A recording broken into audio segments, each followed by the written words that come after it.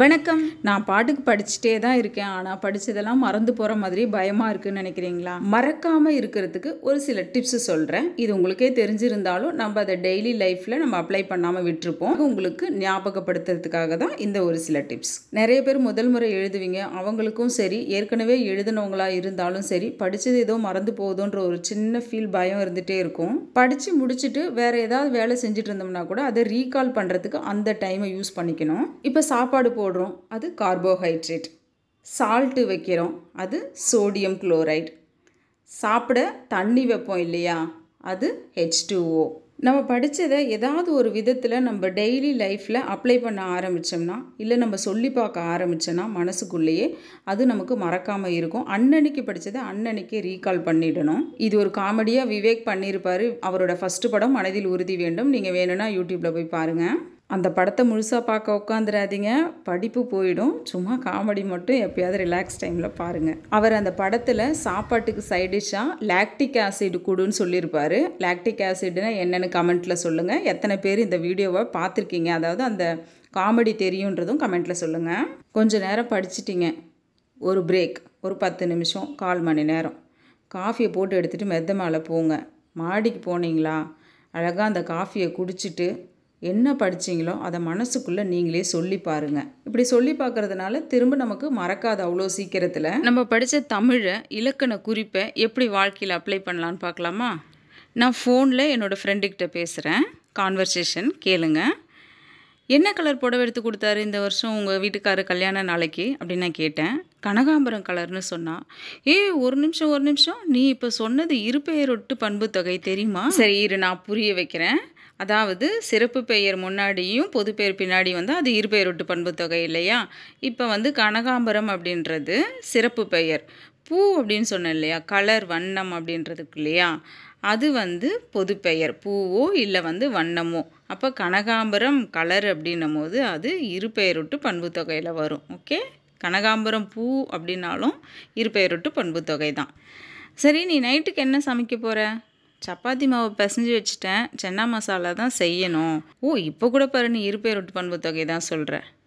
என்ன தான் சொல்கிற நீ அப்படின்னு என்ன கேட்டா. ஆமாம், இப்போ பாரு, மாவுன்றது ஆப்ப மாவு, இட்லி மாவு, தோசை மாவு, ராகி மாவு, எதேதோ இருக்குது. சப்பாத்தி மாவுன்னு சொன்னல, அப்போ சிறப்பு பெயர் சப்பாத்தி, மாவுன்றது பொது பெயர். அப்போ சப்பாத்தி மாவுன்றது இருபெயரொட்டு பண்பு தொகை. ஓகேவா? சரி விடுப்பா, நீ படித்த தமிழெல்லாம் என்கிட்ட எடுத்துன்னு வந்து ஃபுல்லாக இறக்காத அப்படின்னு சொல்லி சொன்னான். இப்போ வந்து காரக்குழம்பு வைக்கணுன்னா எப்படி வைக்கணும்னு நான் கேட்டேன். நல்லெண்ணெய் ஊற்றி கத்திரிக்காய் காரக்குழம்பு வச்சா நல்லாயிருக்குன்னு சொன்னான். நல்ல எண்ணெய், இதுவும் இருபெயரொட்டு பண்பு தொகை தானே. எண்ணெய்ன்றது பொது பெயர். நல்ல எண்ணெய், கடல எண்ணெய், தேங்காய் எண்ணெய்லாம் இருக்கு இல்லையா, அப்போ அது வந்து சிறப்பு பெயர் சேர்ந்துருது. அப்போ இருபெயரொட்டு பண்பு தொகை. ஃபுல்லாக இருபெயரொட்டு பண்பு தொகையே சொல்லி கொடுத்துட்ருக்கேன். சரி, கொஞ்சம் வினைத்தொகையை சொல்லி கொடுன்னு. நான் இப்படி அவளை கிண்டல் பண்ணவுன்னா அவள் கொஞ்சம் செல்லமாக கோச்சிக்கிட்டா. நான் வந்தேன்னா உன்னை அடித்து அப்படின்னா வினைத்தொகை. நீ இப்போ கூட பாரு, வினைத்தொகை சொல்லியிருக்க, இலக்கணம் குறிப்பாக எனக்கு சொல்லி கொடுத்துட்ருக்கு. சரி, நீ என்ன பண்ணுற அப்படின்னு கேட்டா. நான் உடம்பு சரியில்லைன்ட்டு என் மாமியாரை சாப்பாடு செய்ய சொல்லிட்டேன், அவங்களே செய்ய வச்சுட்டேன் அப்படின்னேன். பார்த்தியா, நீ இப்போ வந்து செயற்பாட்டு வினையை பேசுகிற அப்படின்றா. நீ செஞ்சுருந்தீன்னா அது செய்வினை, மாமியாரை செய்ய வச்சுட்டு இல்லை, அப்போ நீ இது வந்து செயற்பாட்டு வினை அப்படின்னு சொல்லிட்டா. அப்படியே 2 பேரும் இலக்கணமாக பேசிக்கிட்டோம். அப்போ அவளுக்கும் தமிழ் தெரிஞ்சிருக்கு. அவ்வளோதாங்க. நம்ம டெய்லி வாழ்க்கையில் பயன்படுத்துகிற தமிழ் தான். ஆனால் அதை நம்ம படிக்கும் போது நம்மளுக்கு புரியாத மாதிரி தோணுது. வாழ்க்கையில் எல்லாத்தையுமே அப்ளை பண்ணி நம்ம பேசுகிறத யோசனை பண்ணி பேசணும்னு சொல்கிறாங்கல்ல, நம்ம யோசனை பண்ணி பேச வேண்டாம். நம்ம படித்ததை யோசனை பண்ணி பார்க்கலாம். நம்ம பேசும்போது என்ன படித்தோம், அது இங்கே நமக்கு எப்படி ரோல் ஆகுது அப்படி இல்லையா. மாடி மேலேயோ இல்லை வெளியிலையோ, உங்கள் வீட்டு பக்கத்துலேயோ, பார்க்கு, எங்கே வேணால் நீங்கள் ஒரு சின்ன வாக் போங்க. வாக் போகும்போது டெய்லி ஈவினிங் வாக்கிங் போகிறது நல்லது தானே. வாக் போகும்போது நீங்கள் படித்ததை ரீகால் பண்ணுங்கள். இந்த வாக்கிங்னால் நம்ம மனசு, நம்ம உடம்பு எல்லாமே ஒரு புத்துணர்ச்சி அடையும். திரும்ப படிக்கும்போது ஃப்ரெஷ்ஷாக உட்காருவோம். படிக்க ஸ்ட்ரெஸ் இருக்காது. நம்ம அதை சொல்லி பார்த்துட்டதுனால நமக்கு பயமும் இருக்காது. ஓகே, இதெல்லாம் நம்ம முடிச்சிட்டோம் அப்படின்னு ஒரு திருப்தியோட அடுத்த பாடத்தை நம்ம ஆரம்பிப்போம்.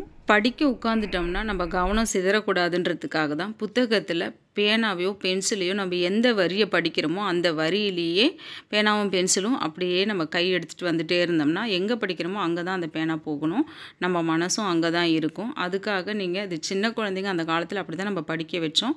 அந்த முறையவே பின்பற்றுங்க. மனசு அலைப்பாயாமல் இருக்கும், நம்ம கவனம் வேறு எங்கேயும் போகாமல் இருக்கும்.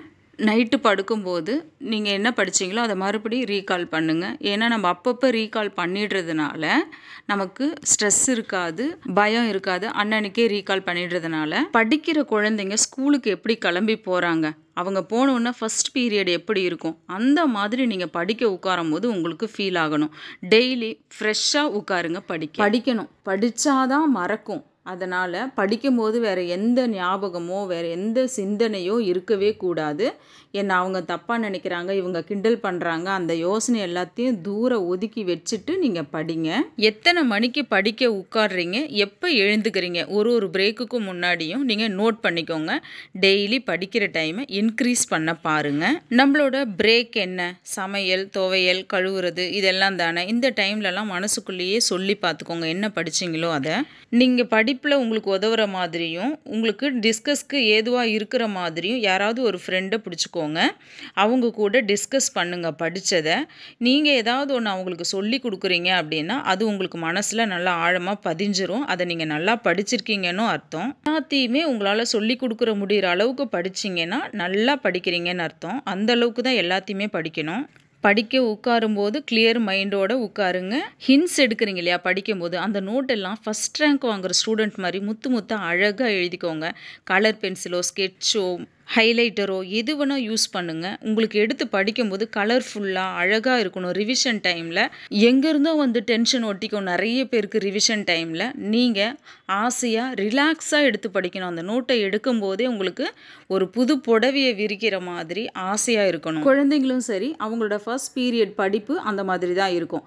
ஆனால் அவங்களுக்கு டைம் ஆக ஆக அந்த ஃப்ரெஷ்னஸ் குறையும், டயர்ட் ஆவாங்க. நம்ம சின்ன குழந்தைங்க கிடையாது. நம்ம படிக்க ஆரம்பித்தாலும் சரி, முடிக்கும் போதும் சரி, ஃப்ரெஷ்ஷான ஃபீலோடையே படித்து எழுந்துக்கணும். படிப்பில் கவனம் இல்லைன்னா கொஞ்ச நேரம் எழுந்து பிரேக் எடுத்துக்கோங்க. நான் சொன்ன டிப்ஸ் எல்லாம் ஃபாலோ பண்ணி ரிலாக்ஸ் ஆகிட்டு மறுபடியும் வந்து படிக்க உட்காருங்க. படிக்கும்போது எப்படி ஹின்ஸ் எடுக்கணும்னா இந்த வீடியோவை பார்த்து கற்றுக்கோங்க. படிக்கும்போது தூக்கம் வருதுன்னு ஃபீல் பண்ணிங்கன்னா இந்த வீடியோவை பாருங்கள்.